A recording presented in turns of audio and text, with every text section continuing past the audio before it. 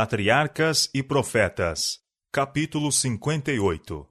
As escolas dos profetas. O Senhor mesmo dirigia a educação de Israel. Seu cuidado não se limitavam aos interesses religiosos deles.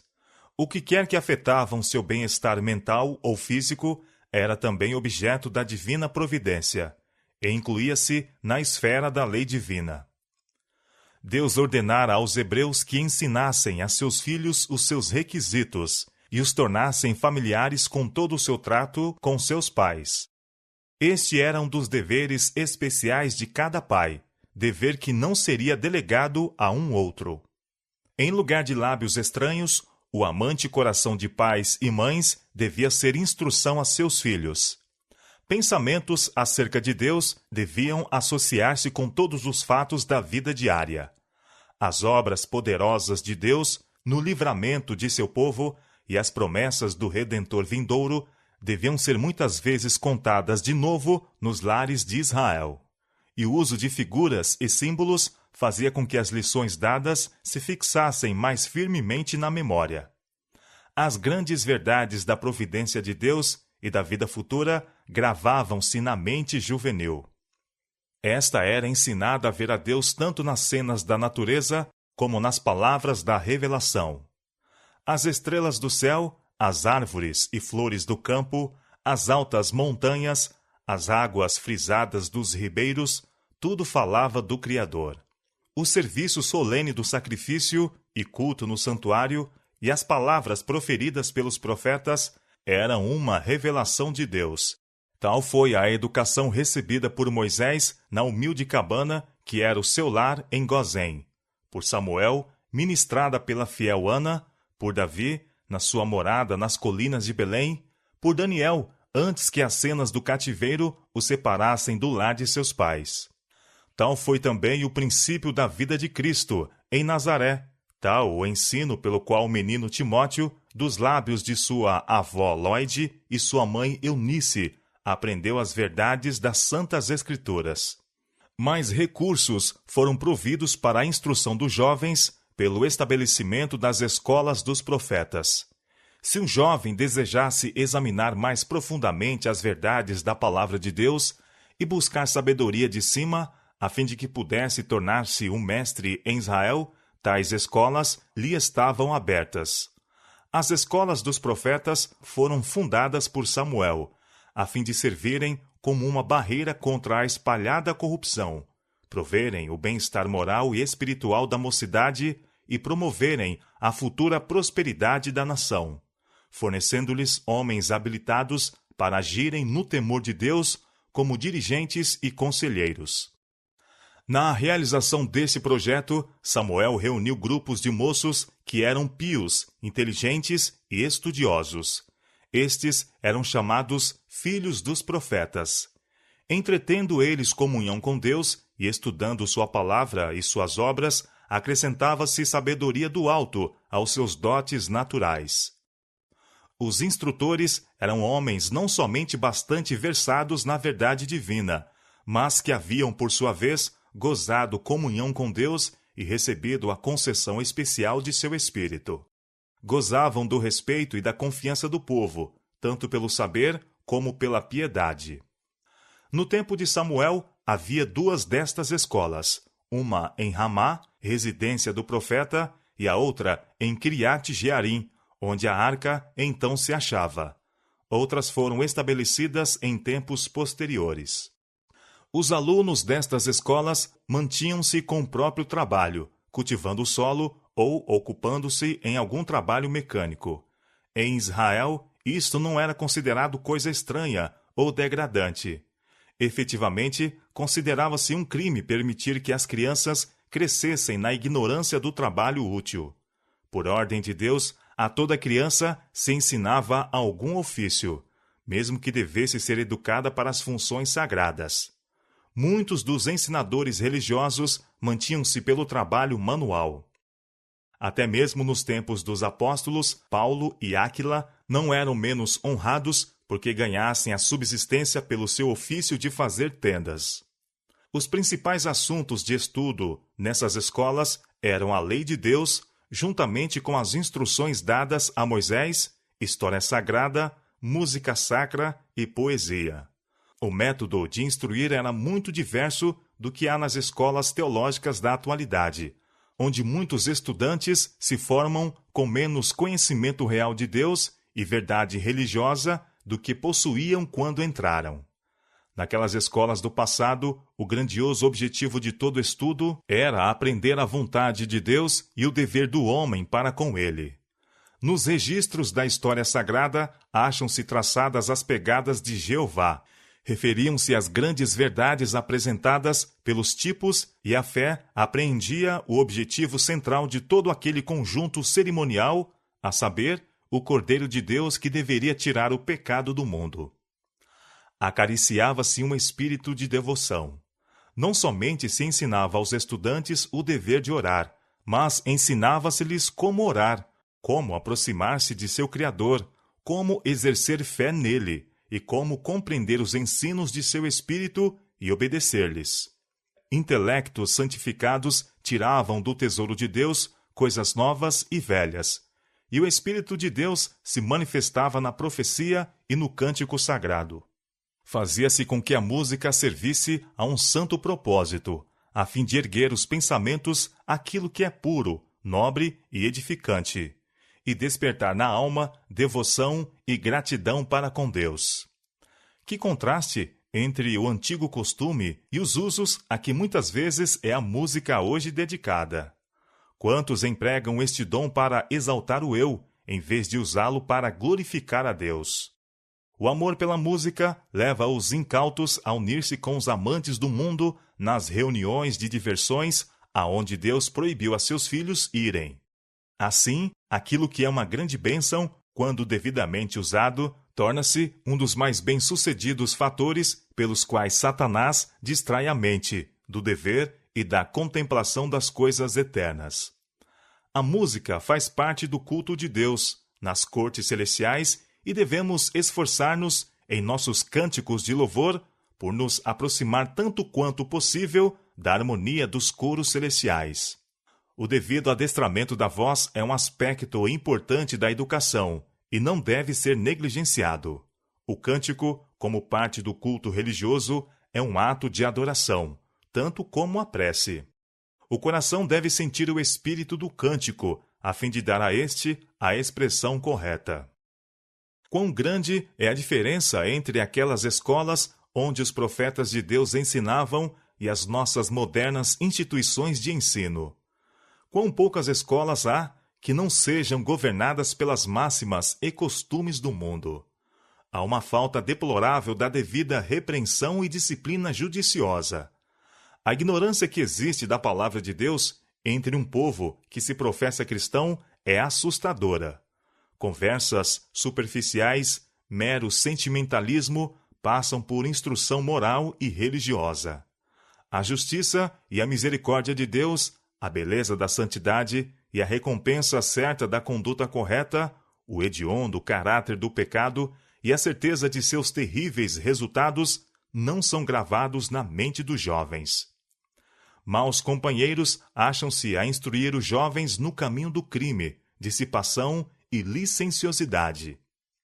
Não há algumas lições que os educadores de nosso tempo possam, com proveito, aprender das antigas escolas dos hebreus? Aquele que criou o homem proveu as coisas necessárias para o seu desenvolvimento no corpo, no espírito e na alma. Daí, o êxito real na educação depende da fidelidade com que os homens executam o plano do Criador. O verdadeiro objetivo da educação é restaurar a imagem de Deus na alma. No princípio, Deus criou o homem à sua semelhança, dotou-o de nobres qualidades. Sua mente era bem equilibrada, e todas as faculdades de seu ser estavam em harmonia entre si. Mas a queda e seus efeitos perverteram estes dons. O pecado mareou e quase obliterou a imagem de Deus no homem. Foi para restaurar a mesma que se concebera o plano da salvação e se conceder ao homem um tempo de graça. Levá-lo novamente à perfeição em que a princípio fora criado é o grande objetivo da vida. objetivo este que constitui a base de todos os outros. É o trabalho dos pais e professores, na educação da juventude, cooperar com um propósito divino, e assim fazendo, são cooperadores de Deus. Todas as variadas aptidões que os homens possuem, de espírito, alma e corpo, são-lhes por Deus dadas a fim de serem empregadas de tal maneira que atinjam o mais elevado grau possível de perfeição. Mas esta não pode ser uma cultura egoística e exclusiva, pois o caráter de Deus, cuja semelhança devemos receber, é benevolência e amor. Cada faculdade, cada atributo que o Criador nos dotou, deve ser empregado para a sua glória e para o erguimento de nossos semelhantes. E neste emprego encontra-se o seu exercício mais puro, mais nobre e mais feliz. Se a este princípio fosse dada a atenção que a importância do mesmo reclama, haveria uma modificação radical em alguns dos métodos usuais de educação. Em vez de apelar para o orgulho e para a ambição egoística, acendendo um espírito de rivalidade, esforçar-se-iam os professores por despertar o amor pela bondade, verdade e beleza, para suscitar o desejo de perfeição. O estudante procuraria o desenvolvimento em si dos dons de Deus, não para sobrepujar aos outros, mas para cumprir o propósito do Criador e receber a sua semelhança. Em lugar de ser encaminhada às meras normas terrestres, ou ser movida pelo desejo de exaltação própria, que em si mesmo atrofia e apouca, a mente se encaminharia ao Criador, a fim de o conhecer e tornar-se semelhante a Ele. O temor do Senhor é o princípio da sabedoria, e a ciência do santo, a prudência. Provérbios capítulo 9, verso 10. A grande obra da vida é a formação do caráter, e o conhecimento de Deus é o fundamento de toda a verdadeira educação. Comunicar este conhecimento e modelar o caráter em harmonia com o mesmo deve ser o objetivo do trabalho do professor. A lei de Deus é o reflexo de seu caráter, daí o dizer o salmista: todos os teus mandamentos são justiça, pelos teus mandamentos alcancei entendimento. Salmo 119, versos 172 e 104. Deus se nos revelou em sua palavra e nas obras da criação. Mediante o inspirado volume e o livro da natureza, devemos obter o conhecimento de Deus. É lei do Espírito adaptar-se ele gradualmente aos assuntos de que é ensinado a ocupar-se. Se ele se ocupa apenas com coisas comuns, tornar-se-á definhado e enfraquecido. Se nunca lhe é exigido atracar-se com problemas difíceis, quase perderá depois de algum tempo a faculdade de crescimento. Como uma força educativa, a Bíblia é sem rival. Na palavra de Deus, a mente encontra assunto para os mais profundos pensamentos, para as mais elevadas aspirações. A Bíblia é a história mais instrutiva que os homens possuem. Ela proveio em sua frescura da fonte da verdade eterna, e uma mão divina tem preservado sua pureza através de todos os séculos. Ela aclara o mais remoto passado, onde a pesquisa humana em vão procura penetrar. Na palavra de Deus, vemos o poder que depôs os fundamentos da terra e que estendeu os céus. Unicamente ali podemos encontrar uma história de nossa espécie, incontaminada pelo preconceito ou orgulho humano. Ali estão registradas as lutas, as derrotas e as vitórias dos maiores homens que este mundo já conheceu.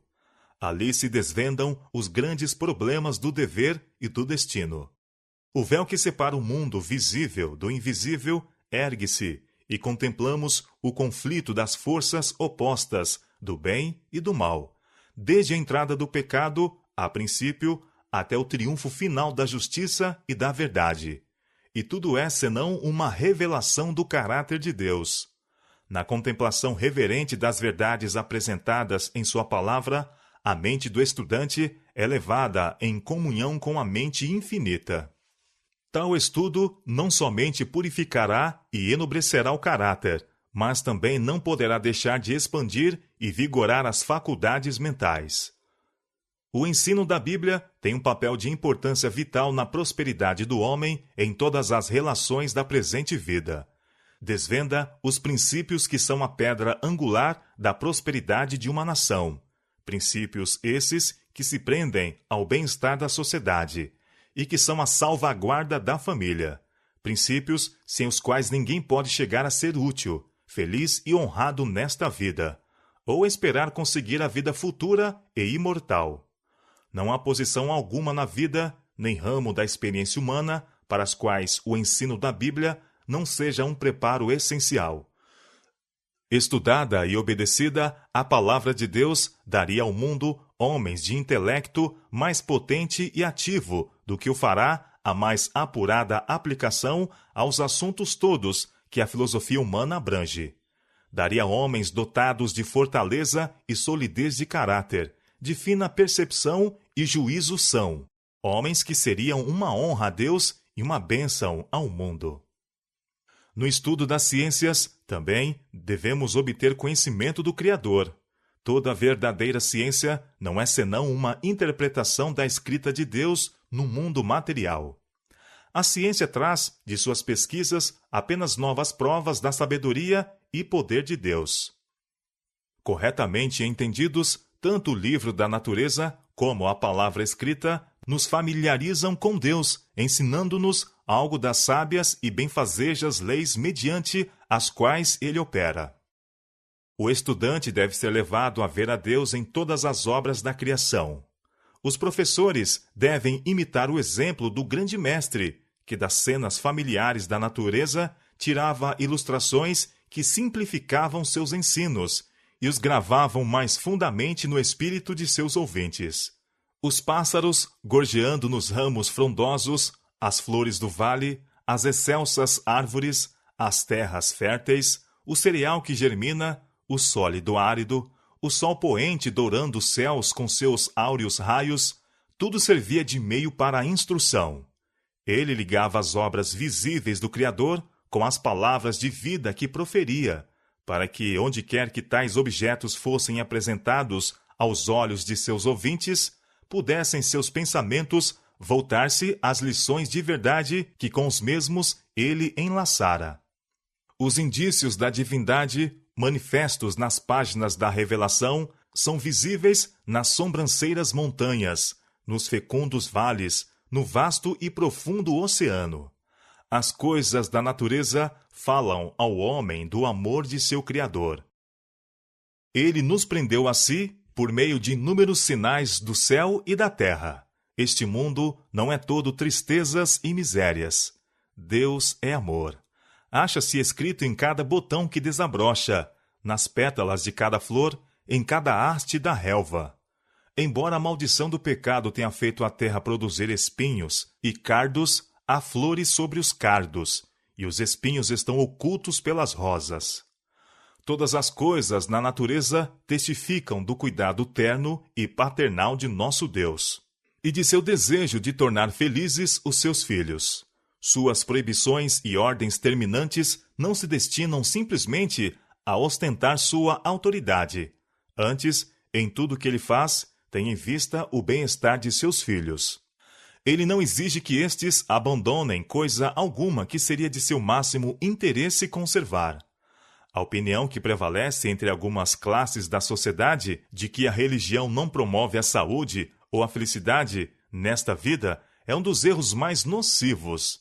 Dizem as Escrituras: o temor do Senhor encaminha para a vida. Aquele que o tem ficará satisfeito. Provérbios capítulo 19, verso 23. Quem é o homem que deseja a vida, que quer largos dias para ver o bem? Guarda a tua língua do mal e os teus lábios de falarem enganosamente. Aparta-te do mal e faze o bem, procura a paz e segue-a. Salmo capítulo 34, versos 12 a 14.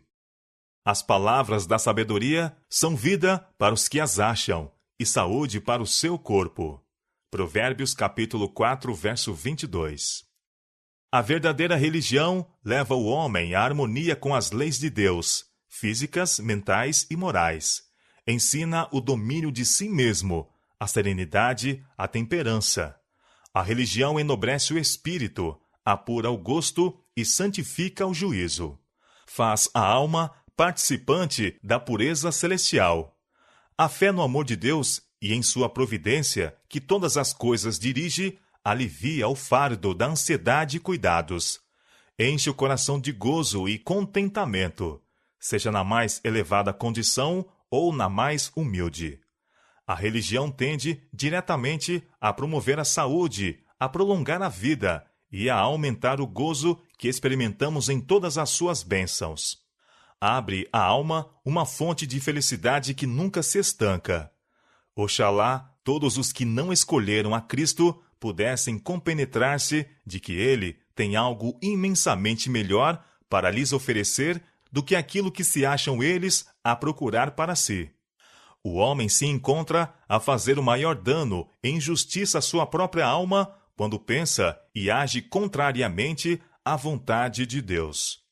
Nenhuma verdadeira alegria pode ser encontrada no caminho proibido por aquele que conhece o que é melhor e que planeja o bem de suas criaturas.